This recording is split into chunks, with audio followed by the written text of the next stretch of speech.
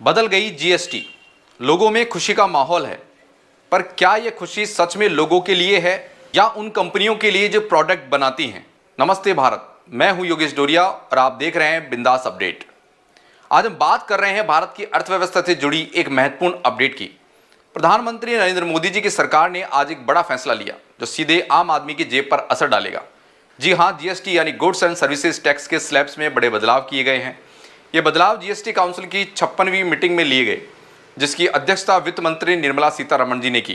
PM Modi ji ने अपनी स्वतंत्रता दिवस की स्पीच में इसकी झलक दी थी। इसे दिवाली गिफ्ट कहा था और अब यह हकीकत बन गया है।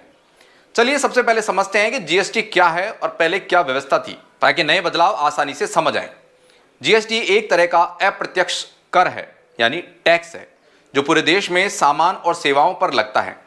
यह 2017 में शुरू हुआ था ताकि पुरानी टैक्स सिस्टम की जटिलताओं को खत्म किया जा सके।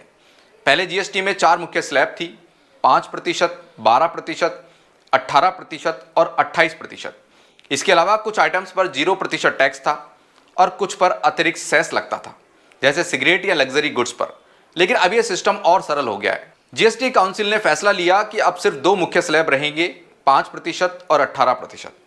12% और 18% वाले स्लैब पूरी तरह खत्म कर दिए गए हैं। इसके अलावा कुछ सिन गुड्स यानी हानिकारक चीजों जैसे सिगरेट, तंबाकू आदि पर एक अलग 40% का स्लैब होगा। यह बदलाव इसलिए किए गए ताकि आम आदमी के लिए रोजमर्रा की चीजें सस्ती हों, उपभोग बढ़े और अर्थव्यवस्था को नई रफ्तार मिले। खासकर मिडिल क्लास को राहत देने के लिए कदम उठाया गया है, क्योंकि हाल ही में अमेरिका के आयात शुल्क बढ़ने से भारतीय बिजनेस पर असर पड़ा है। आपको याद होगा, ट्रंप ने इंडिया पर 50% टैक्स लगाने की घोषणा की थी। अब देखिए कौन कौन से आइटम्स पर क्या क्या असर पड़ेगा। हम पूरी लिस्ट को आसान भाषा में समझाते हैं ताकि कोई भी डिटेल मिस ना हो।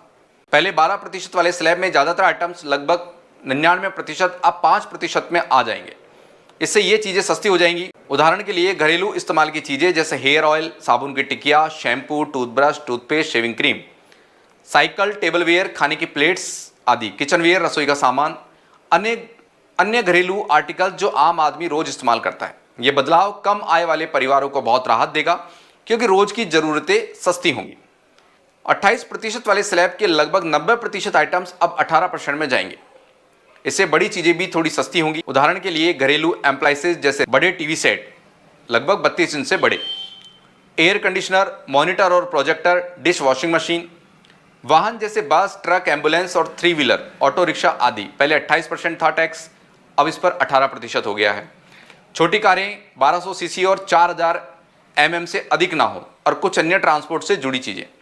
मोटरसाइकिल 350 सीसी या उससे कम। यह बदलाव ट्रांसपोर्ट सेक्टर को बूस्ट देगा और मिडिल क्लास के लिए बड़े खर्च कम करेगा।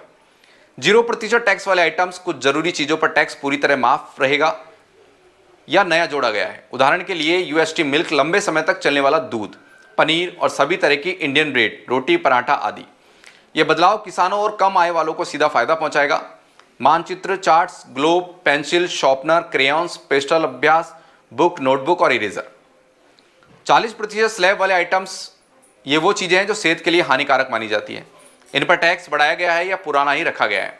पान मसाला, गुटखा, सिगरेट, च्युइंग टोबैको यानी तंबाकू, जर्दा, कच्चा तंबाकू और बीड़ी।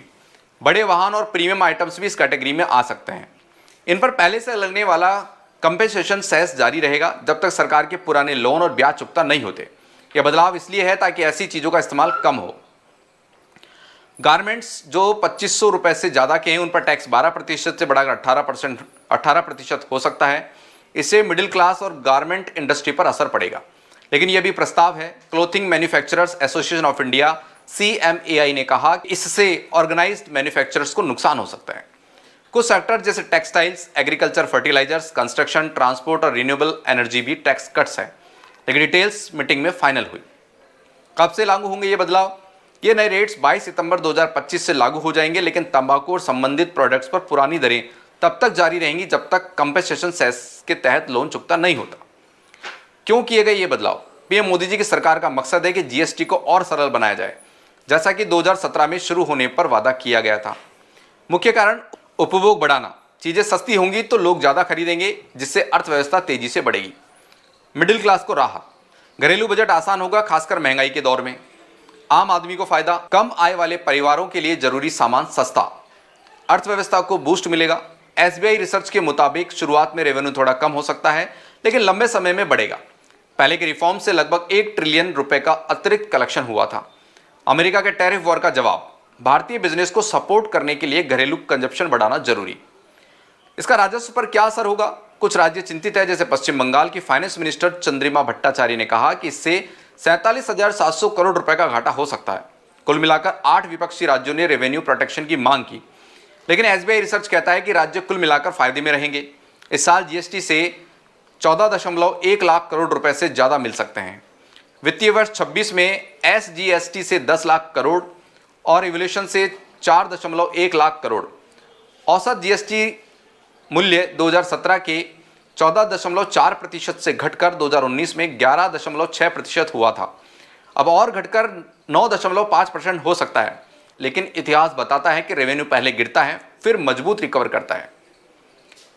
वित्त मंत्री निर्मला सीतारमण जी ने कहा, यह 2 टियर सिस्टम 5% और 18% आम आदमी को बहुत फायदा देगा, खासकर घरेलू सामान पर कटौती से। बिहार के डिप्टी सीएम सम्राट चौधरी ने कहा, सभी राज्यों ने एक मत से रेट रैशनलाइजेशन को सपोर्ट किया। उत्तर प्रदेश के फाइनेंस मिनिस्टर सुरेश खन्ना ने कहा कि डेमेरिट गुड्स पर टैक्स की चर्चा अधर में है। 40% ऊपर के लेवी पर फैसला बाद में आएगा। आंध्र प्रदेश ने कहा, यह बदलाव आम आदमी और अर्थव्यवस्था के लिए फायदेमंद है। यह बदलाव जीएसटी की अगली पीढ़ी के रिफॉर्म्स का हिस्सा है। मीटिंग में सभी राज्यों का समर्थन मिला, जो दिखाता है कि ये राष्ट्रीय हित में है। विपक्ष में राहुल गांधी ने भी कहा, जीएसटी के अगेंस्ट में राहुल गांधी ने 2017 में ही आवाज उठाई थी, जो आज पूरी हुई है। अगर आपके कोई सवाल है तो हमें बताएं। अगली खबर तक बने रहे बिंदास अपडेट में। नमस्ते।